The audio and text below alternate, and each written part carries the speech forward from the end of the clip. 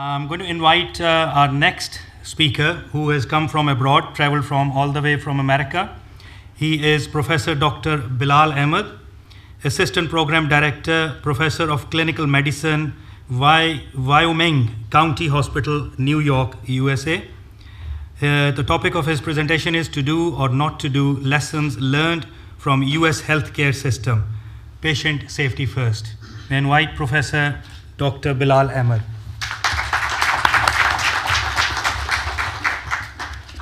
Thank you. It's an honor to be a part of this August gathering. This quality experts from all over the globe.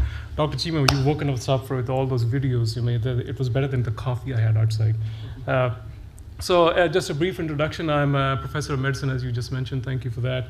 I'm also the chief medical officer at this university hospital. It's in upstate New York, and also the chief quality officer for a string of hospitals associated with this hospital. So I was asked to talk about how quality is incorporated into the American healthcare system. I'm basically a pulmonologist as well as a palliative care physician, but this is a little bit out of my comfort zone, but I'm going to attempt. US healthcare system is complicated, and I think you read about that or hear about that in the news almost every day. I didn't check my Twitter feed this morning. Our president keeps on tweeting about healthcare, so what I'll do is I'll make it a little bit like a TED Talk. So I know the time is short, and I'll break it up into 3 equal parts. So what I'll do is initially I'll talk about a little bit about the politics of the US healthcare system, the cost associated with the US healthcare system. Then we'll talk about the structure for those of you who are not from America as to how is it kind of put together. And lastly, how quality is enmeshed into the delivery of the US healthcare. So, Randy Pausch was a cognitive scientist. He unfortunately died of pancreatic cancer, was an intellectual, and he said, whenever there's an elephant in the room, introduce the elephant. So here you go. So this is our president. So he was elected based on a promise that he's going to really shake up the healthcare system. And he said, you're going to have such a great healthcare system for a fraction of the cost, and it's going to be so easy, and I'll do it in a few days. Well, a few weeks into his, after he was elected, he said nobody knew healthcare was this complicated. Well, who knew? But here we are. This is the other end of the spectrum, and as I stopped kind of looking at the news in September 12th when I was preparing for this talk. So this is the candidate who wants to come in the next election. This is Bernie Sanders, and what he's promising is that he's going to have what's called Medicare, which is kind of like the National Health Service in the UK. He's going to make that available for the whole country. Now, I have to say, it may come as a surprise to you. There's a social hierarchy in all societies. That's the nature of a human society. You have the House of Lords and the House of Commons here. There are people who watch cricket and people who watch soccer, and never the twain will meet. They don't talk to each other. In the US, you'd be surprised to hear that one of the ways that people kind of look at each other and they have these kind of bubbles in the society is, what kind of a healthcare insurance do you have? So do you have one of the employer-based healthcare insurance, or do you have Medicaid, which is for the poor, or you have no insurance?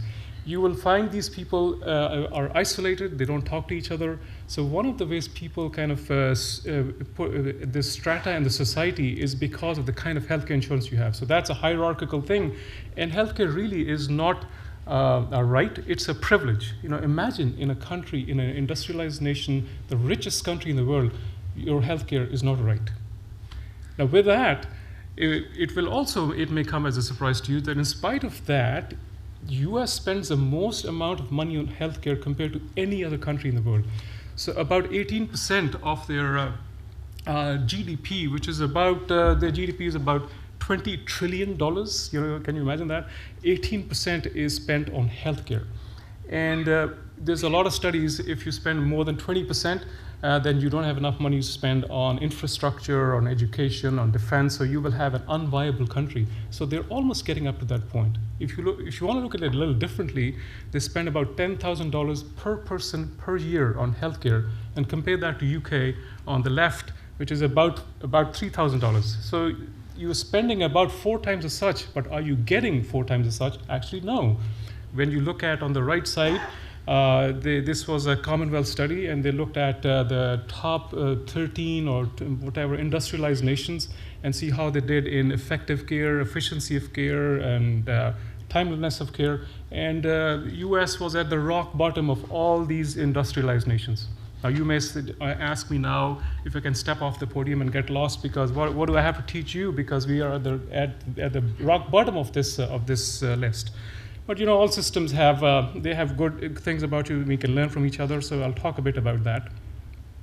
Just to kind of bring you, give you a little framework of what the healthcare system is.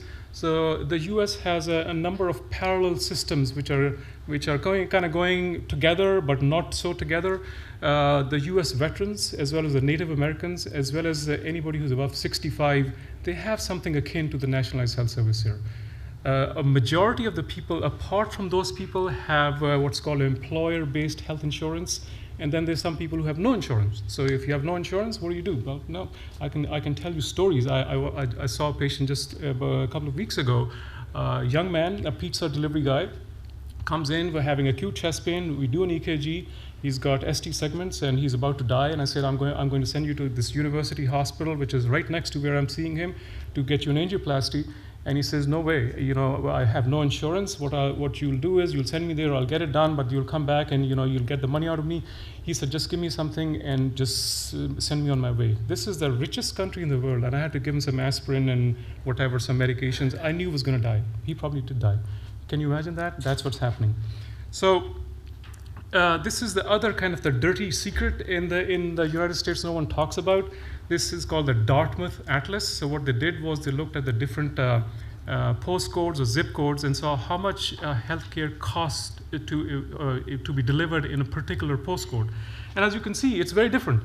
So where I am at the top right, it's about $5,000 per year per person. But there's places in the country where it's $10,000 per year per person. Why is that? Well, they have something called the charge master. So all hospitals, all systems have an algorithm. So I'm kind of like the Darth Vader, and they kind of see how much can you spend on healthcare. So if I'm in a rich neighborhood, my hospital is going to charge me more compared to a poor hospital, a poor neighborhood hospital. But that is just the way it is, and that kind of adds to the cost. So at the end of the day, really why it costs so much is because the U.S. does not have a universal healthcare insurance. As the country's name suggests, United States of America, it's an aggregation of states. They have different laws, they have different cultures, everything's different, and they don't agree on anything. So they cannot have a unified healthcare system just because of that fact, because it's a number of states kind of all hitched together, and they cannot agree on anything. But one main thing which is causing this increased high cost is that most of the healthcare insurance is private. So if you talk to a private health insurer, who are they going to be beholden to? It's going to be the shareholders, not to the patients. So it's all about profit. There's also a huge amount of technology. You just saw some videos about robotic surgery and all that. We have these robots in every little hospital throughout the country, even where you don't need them. So there's a lot of technology, and because of that, there's a huge expectation. So if you have a person who has got a good healthcare insurance, the concept for an average American is, we have all this technology. You just saw Yuri Gagarin. You said, we have been to the moon. We don't deserve to die. We're never going to die. They expect never to die. And one of the facts which is leading to that, it's a kind of a tongue-in-cheek, have it all, is direct-to-consumer marketing. So there's hardly a country in the world in which the drug companies and equipment manufacturers are going to advertise on the TV.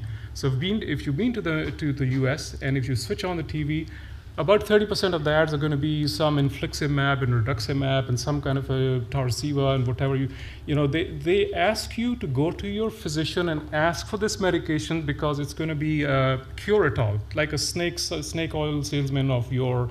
In fact, in England it was banned back in the early 1900s, and it still goes on in the US. And then people's expectations go up, and they want more and more and more, and that adds to your healthcare. This is my hospital. On the bottom left, I took this picture about a week ago. As you can see, everybody's congregated around the computer screen. The patient is just missing in the picture. Everybody looks at the computer screen. That's where the labs are. That's what they're treating. They're treating the labs. They're treating the X-rays. They're not treating the patients.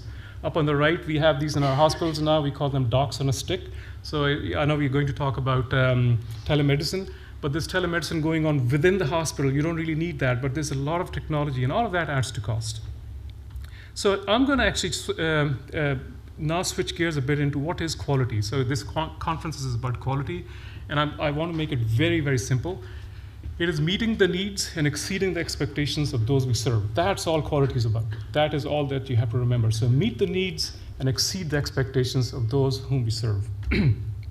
So I'm actually going to tell you a story. Stories stick with us.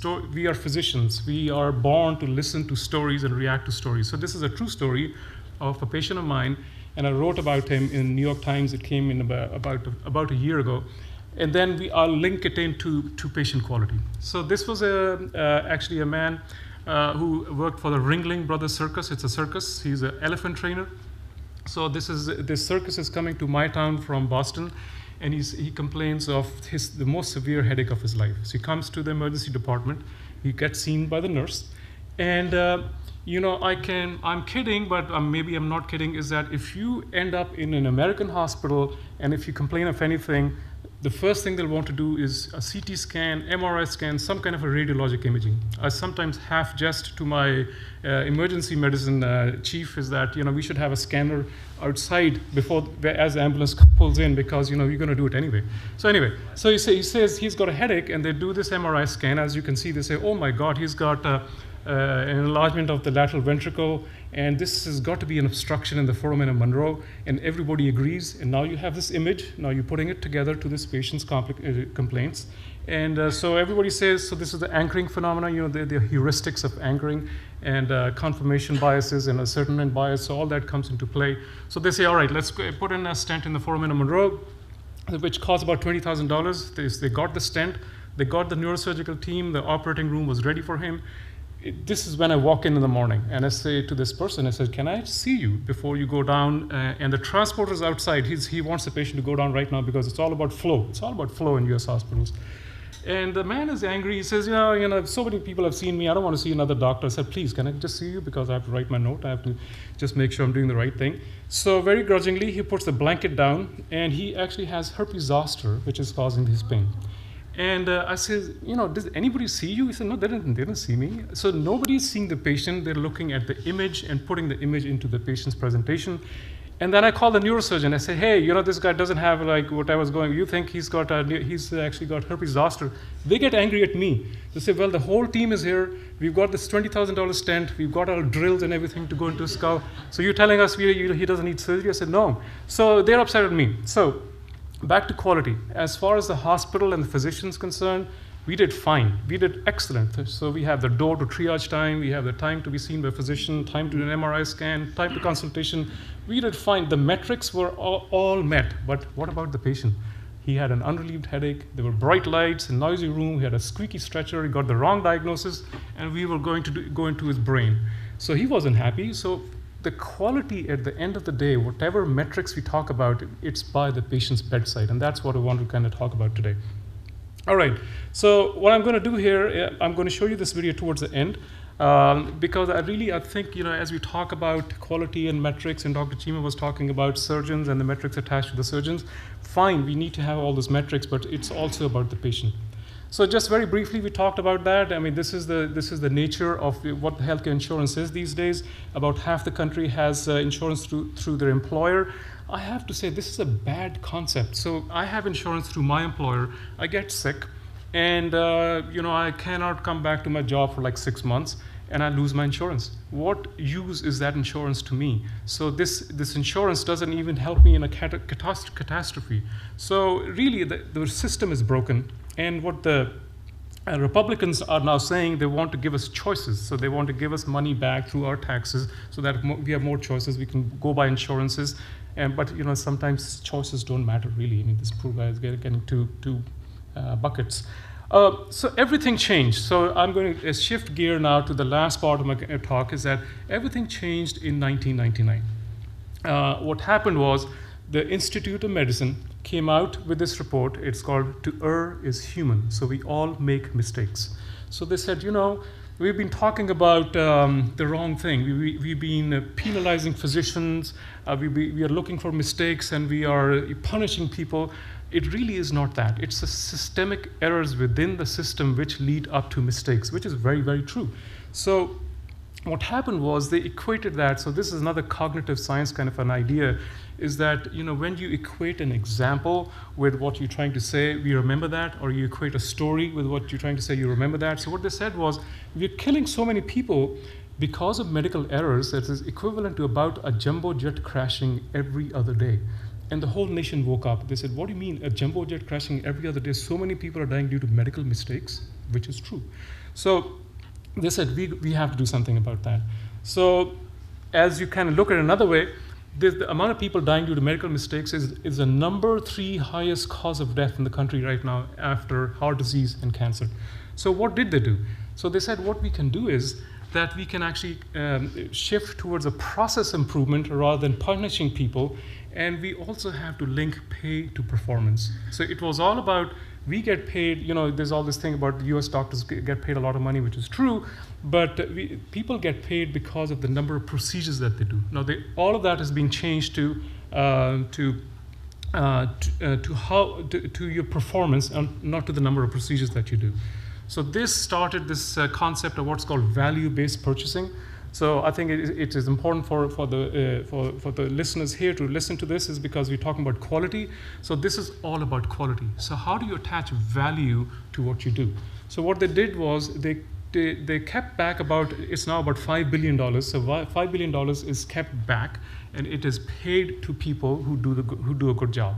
So you can actually lose money up to -2% of what you make annually for not meeting the metrics, or you can actually make +4% for meeting the metrics. So there is a lot of value in the system now, which is attached to performance.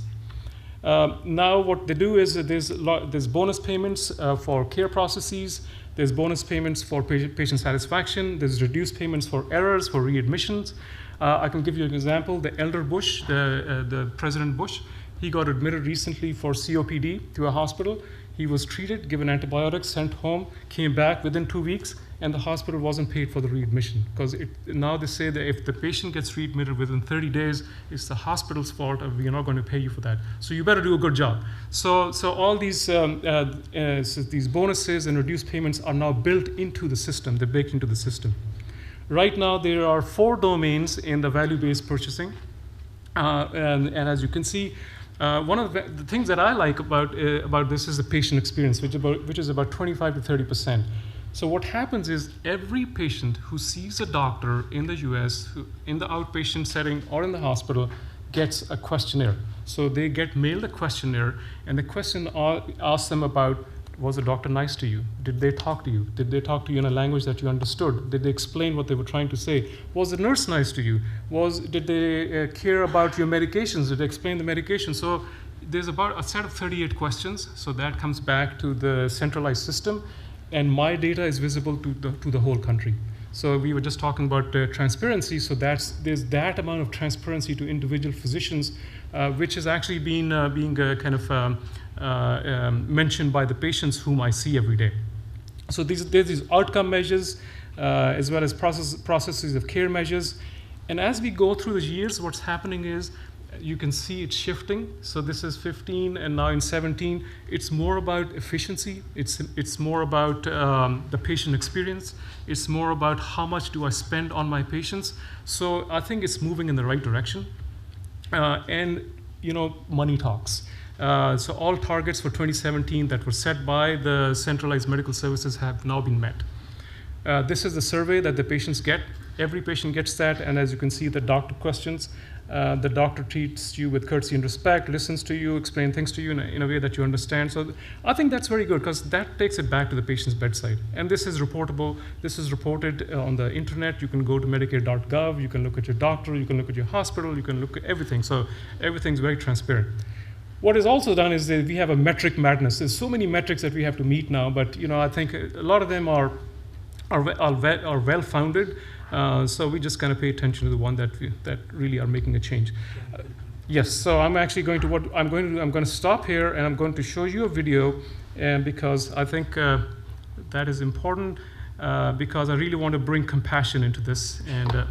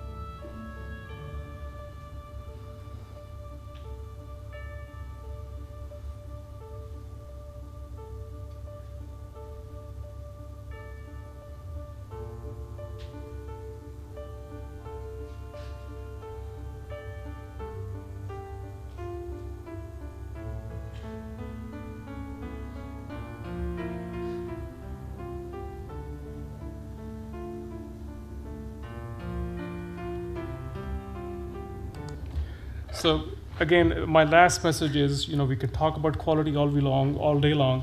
At the end of the day, it's all about the patient. So we really have to think from their perspective, feel their pain, see what they see. Only then will we end up in the right place. So I can, if there's any questions, I'd be happy to answer now or at the end of this session. I think we'll take it. Okay.